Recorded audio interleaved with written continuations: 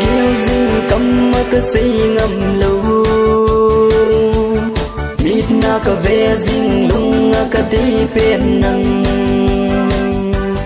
đinh khua đinh lung xịt cái hình chẳng đi bố linh là xì lung như là kêu thi đừng mi nó ve chân thi lu nó mèo huy na lên là tuồng huy na tang pa lung sung nga đã chăm đến gì nuôi hiu hi và đi về chi tình tang pa lung lại để kí pa sa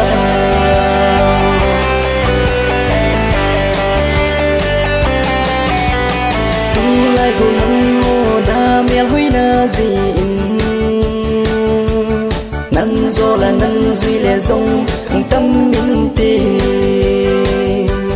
thiên là kỳ băng na lung xì đinh bồn tê vô linh kỳ san dinh tan tờ lung xít na mi na ve chân pi lô na mèo huy na lên là tuồng huy na tang pa lung sung na đã chăm đến gì nuôi hiu hi và đi về duy tình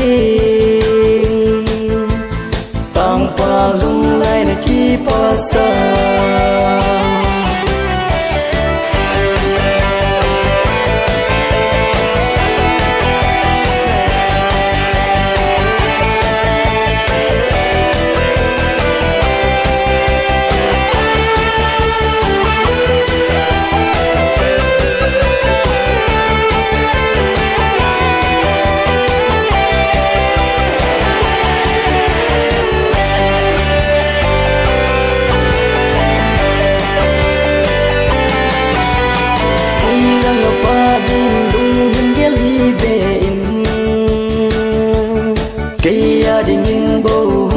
dinh dinh bồi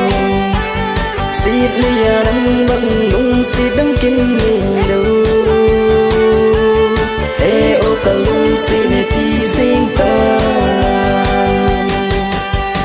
mi na ve chân tí lâu na mèo huy na lên là đông huy na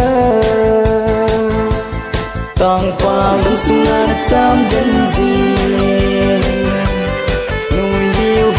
đi về gì